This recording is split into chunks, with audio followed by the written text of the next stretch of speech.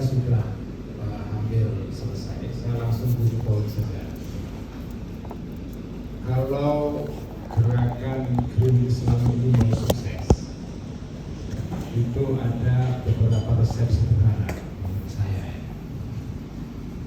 Yang pertama adalah jangan mengikuti cara-cara aktivis yang radikal. Seperti Roy Murtado ini kalau Anda mengikuti caranya Roy Murtado, itu resep kegagalan. Sudah pasti. Karena ada sejarahnya dulu, waktu ada SI merah pada tahun 20-an, ketika ada Serikat Islam, itu ada sempalan Serikat Islam namanya Serikat Islam Merah yang berdiri di Semarang, ya, didirikan oleh Semaun dan kawan-kawan. Semaun melalui Serikat Merah ini mau mengkudeta Serikat Islam Hijau yang basisnya agama di bawah pimpinan Cokroaminoto dan kawan-kawan Agus Salim, ya. Tapi ini gagal. Kenapa? Ya karena nggak masuk memang. Kalau Anda menggunakan ideologi merah di dalam konteks perjuangan yang luas, ya, itu sudah pasti gagal. Jadi tentu saja sebagai ide menarik, ya, ide-idenya Roy Murtado dan kawan-kawan, ya, secara filosofis saya suka, tapi tidak bisa Anda pakai di dalam dakwah untuk orang banyak, nggak bisa. Kalau Anda mendirikan 1-2 pondok pesantren bisa, nggak masalah. Tapi kalau Anda dealing with million of umat, nggak bisa. Jadi ini kita bicara, Anda bicara mengenai gerakan yang segelintir orang saja, atau mau melakukan penyadaran publik secara luas. Kalau Anda mau gerakan ini menjadi gerakan yang puritan dari segi ide, oke? Jadi idenya sangat konsisten, sangat edgy, maju sekali, tapi nggak nyambung dengan umat. Makanya menurut saya salah satu kegagalan gerakan lingkungan di Indonesia hari-hari ini adalah Anda semua memusuhi PBNU. Itu adalah resep kegagalan. Udah pasti itu. Anda hari-hari ini aktivis lingkungan membuli PBNU. Anda mestinya merangkul umat, bukan membuli. Jadi Anda ini kan seperti orang-orang Wahabi ini, ingin menjaga puritanisme ide, ya kan? Idenya puritan sekali. Ya memang sesuai dengan Quran dan Sunnah, sesuai dengan ide-ide internasional.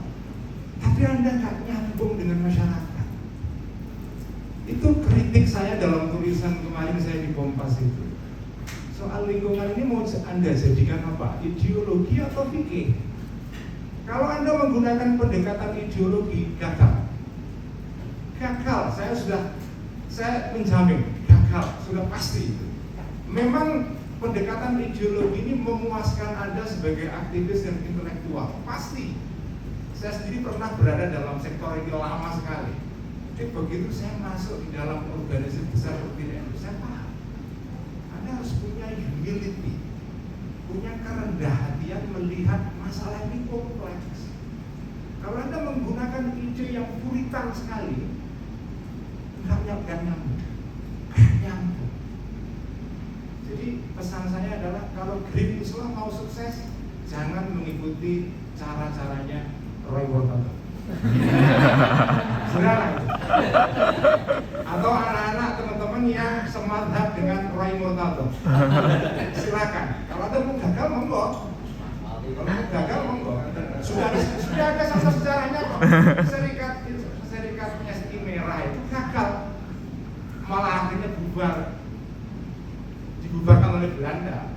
Yang sukses berdiri terus SI Hijau, bermutasi menjadi PSI. Ya meskipun pada akhirnya mereka kalah oleh Partai Masyumi, tapi mereka sampai sekarang masih ada kantornya itu di di Matraman, di seberang Masjid Besar. Itu kantornya PSI masih ada sampai sekarang. Sementara SI Merah nggak ada lagi udah. Itu kalau Anda mau sukses dengan gerakan Greenpeace. Itu pertama, nasihat saya. Anda percaya atau tidak percaya, buktikan dalam sejarah. Yang kedua, ini yang paling penting menurut saya. Saya hari-hari ini terus terang banyak membaca literatur mengenai climate change. Saya sebetulnya nggak tertarik isu ini. Saya itu ya isu saya kan oke. Tapi gara-gara tambang ini, saya akhirnya banyak baca buku. Dan ternyata isu ini itu isu yang masih diperdebatkan. Jadi ini belum konsensus ini. Dan apa ya? Ya mohon maaf teman-teman Greenpeace ya, mohon maaf ini saya beda pendapat ini. Menurut saya salah satu problem yang banyak dideteksi, didiagnosis oleh beberapa sarjana dunia saat ini adalah bahwa ada kecenderungan kepada alarmisme, seolah-olah dunia itu akan kiamat besok kalau kita tidak bertindak hari ini. Ini secara teologi Islam itu sudah nggak benar. Dalam Islam itu dikatakan dalam Al-Quran ya, yas'alunaka 'anis sa'ati ayyana mursaha qul innama 'ilmuha inda rabbi la yujalliha liwaqtiha illa. Orang banyak penasaran kapan akan terjadi kiamat. Nabi disuruh menjawab ayyana mursaha qul innama 'ilmuha inda rabbi. Kiamat itu tidak ada yang tahu kecuali Allah. Kalau Anda baca, saya ini mengenal isu tentang apa ya lingkungan ini itu sejak, meskipun secara amatiran, sejak saya masih di pondok pesantren tahun 80-an. Saya dulu pernah membaca laporan majalah Prisma tentang laporan yang disebut dengan laporan Cloud of Roe tahun 70-an. Itu pernah ditulis jadi laporan utama majalah Prisma di kata pengantar itu Susan. Dalam laporan itu ada senario tentang dunia akan kiamat karena ledakan penduduk, kekurangan makanan dan segala macam. Senario itu nggak terjadi.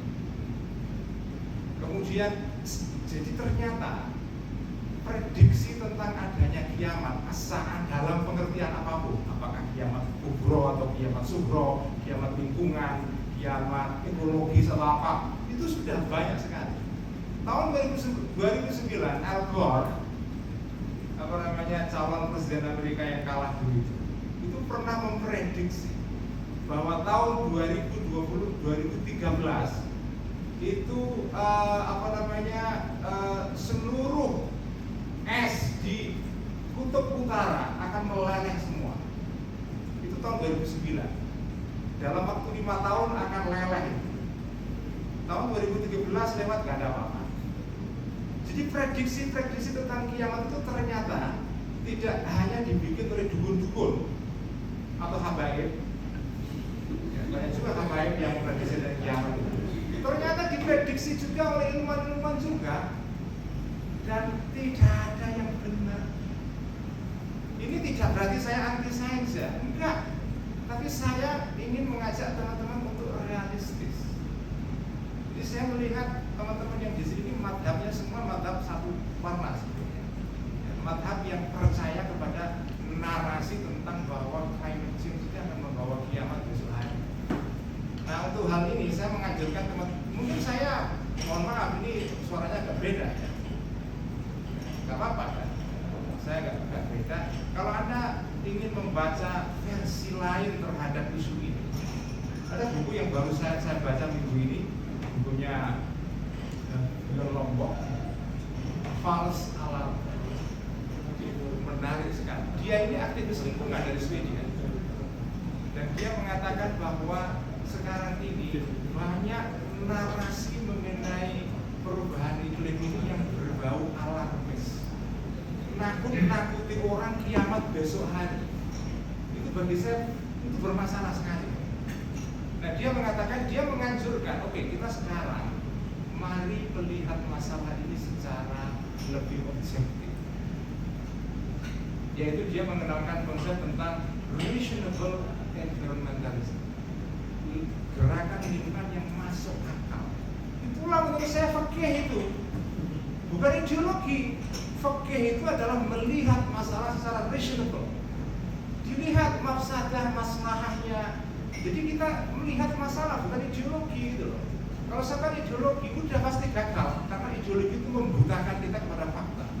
Apalagi terus terang, ya, saya akhiri saja supaya tidak berkepanjangan. Sebetulnya secara sains pun, saya juga mulai baca-baca ini. Saya dulunya nggak tertarik, kan begitu saya baca loh, ternyata masih banyak perdebatan. Ada buku yang ditulis oleh seorang profesor dari Amerika namanya Stephen Cooley. Ini penasehat Obama dalam bidang perubahan itu, undersecretary di dalam era Obama untuk mengurusi perubahan itu. Dia nulis buku judulnya tahun 2021 terbit, judulnya Unsettled. Itu buku menarik sekali, bisa Anda unduh secara gratis di internet ada. Unsettled. Pesan buku ini adalah bahwa dia tidak anti perubahan, tapi dia tidak setuju dengan cara orang-orang membangun narasi di balik data-data sains yang masih diperdebatkan. Ini menurut saya perlu kita baca juga. Jadi saya menganjurkan teman-teman ya untuk membaca secara imbang. Inilah namanya fikih itu ya. Fikih itu tidak mengakidahkan sesuatu yang tidak seharusnya akidah. Karena kalau sesuatu itu bukan akidah sampai akidahkan, akan timbul polarisasi. Di Barat sekarang ini polarisasi karena isu iklim luar biasa, luar biasa. Kalau di sini ada, kalau di dunia Islam ada Sunni Syiah, di Barat sana ada perdebatan besar antara orang-orang yang pro climate change, ada yang climate change denial. Dan itu sudah kayak perdebatan antara Sunni Syiah. Saya nggak mau dunia Islam bisa ke sana. Dan salah satu cara untuk menangkal itu adalah fikih. Fikih adalah tradisi kita untuk melihat masalah secara objektif, tidak mengakidahkan sesuatu yang bukan akidah. Seperti orang Sunni itu menganggap imamah itu pemilihan pemimpin setelah kanjeng Nabi itu bukan akidah, nggak berarti Syiah. Karena itu nggak perlu diperdebatkan sampai menimbulkan pengkafiran orang-orang yang berbeda pendapat. Karena kalau Anda menganggap ini isu akidah, isu ideologi, itu orang yang berbeda pendapat itu diverifikasi, dianggap jahat. Kalau bahasa agamanya dikafirkan. Pokoknya kalau kamu tidak setuju dengan ini, kamu berarti kafir sekuler ini ya, kafir sekuler. Nah ini yang ingin saya mati-mati. Jadi Anda mau berhasil dengan gerakan ini atau tidak? Kalau mau gagal, mau ikuti reportator. Tapi kalau mau sukses, Anda dengarkan aspirasi dan pendapat para ulama, para orang-orang yang bergerak di bawah. Yang di bawah kan bukan calon saja. Kiai-kiai itu di bawah juga mendengar aspirasi umat juga, dan mereka sepakat memutuskan di PBNU menerima konsesi yang diberikan oleh pemerintah kepada PBNU. Muhammadiyah juga akan terima juga. Loh, kalau Anda misalnya memverifikasi dua ormas ini, Anda akan berhadapan dengan the majority of the umat. Gagal dan gerakannya. Makanya saya menganjurkan Anda lebih humble, ya. Humble, jangan jadi Wahabi lingkungan. Jangan jadi Wahabi lingkungan. Itu berbahaya. Anda mempertahankan puritanisme ide, tapi Anda tidak intas dengan realita.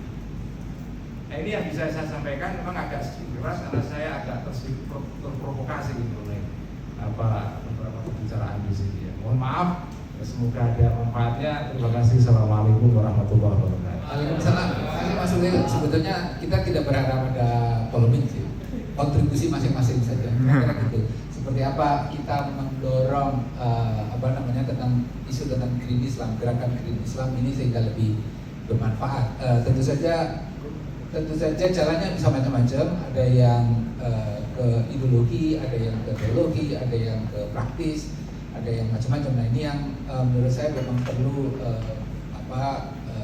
kesatuan atau keseiramaan, bahwa kita juga nggak meniakan misalnya mengadu Mas Roy sama Gus Dur, juga tidak, sama sekali tidak. Bahwa kebetulan ada yang ada dua visi dalam tradisi keagamaan itu menurut saya saling saling melengkapi. Ada satu yang berpihak di satu sisi, tapi kemudian ada kelompok lain yang bergerak di sisi lain. Mas Adi masih ada waktu sedikit, saya kira 2-3 menit gitu.